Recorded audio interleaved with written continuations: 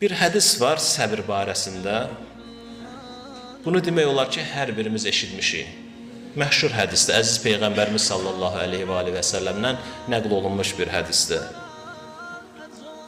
Ki, o hədis barəsində, məsələn, səbir birlikdə Həzrət Əli əleyhissalam buyurur ki, səbir nə qədər nəticə versə, axır ki, nəticə verəcək. Nəticəsi səbir edən şəxsin xeyrinə olacaq, amma mütləq nəticə verəcək. Yaxud səbir bir neçə istiqamətdə olunur. Biri tutalım ki, müsibətlərə olan səbirdirsə, biri günahları etməməyə qarşı səbirdir, biri vacibatı davam etdirməyə olan səbirdir. İmam Sadiq əleyhissalamdan bir hədis var. İmam Sadiq əleyhissalam da Peyğəmbərdən nəql eləyəcəyi hədis. Sonda o hədisi Peyğəmbərdən. Hədis budur. Buyurur, səbir imanın başıdır. Əziz Peyğəmbərimiz buyurur. Bunu hamımız eşitmişik. Əs-sabru rəsul iman. Yaxud buyurur ki, səbrin imana olan nisbəti başın bədənə olan nisbəti kimidir. Yəni, necə ki, başsız bədəni təsəvvür etmək mümkün deyil, səbirsiz də iman təsəvvür etmək mümkündür. Yaxud, başsız bədənin heç bir faydası olmadığı kimi, səbirsiz imanın da faydası yoxdur. Bunu bu günə kimi demək olar hamımız eşitmişik. Elə deyilmi? Amma bunun mənası nə deməkdir? Mənasın zahiri mənasını bildik. Amma sən demə bu hədisdəki səbir sözündən məqsəd imamlar əleyhimussalam imiş. Sual doğru ki, necə imamlar? Səbir imanın başıdır.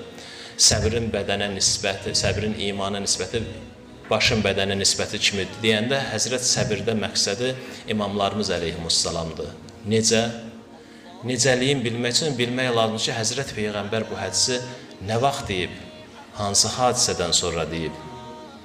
İmam Sadiq əleyhissalam mötəbər hədislərlə, mötəbər şəxslər, Əli ibn İbrahim mötəbər şəxslər vasitəsilə İmam Sadiq əleyhissalamdan nəql edir ki, həmin şəxslərin, ravilərin hər birinin adı var, istəmirəm ondan vaxtı keçirdim.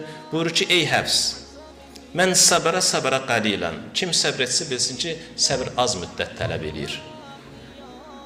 Sonra buyurur, və mən cəzaə qalilən, kim üsyankarlıq eləyərsə, fəzə eləyərsə, tüğyankarlıq eləyərsə, bilsin ki, o da az baş tutacaq. Yəni, insanın ömrünə işarədir ki, insan ömrü onsuz da azdır. İstəyir onu səbirlə keçir, istəyir şikayətlə keçir, dözümsüzlüklə. Ona görə Həzrət buyurur ki, aleykə bis səbr fi cəmi umurik. Ona görə sənə bütün işlərində səbirli olmağı tövsiyə edirəm. Çünki izzət və cəlal sahibi olan Allah Peyğəmbəri Peyğəmbər olaraq seçəndə, Həzrət Muhammədi Peyğəmbər olaraq seçəndə,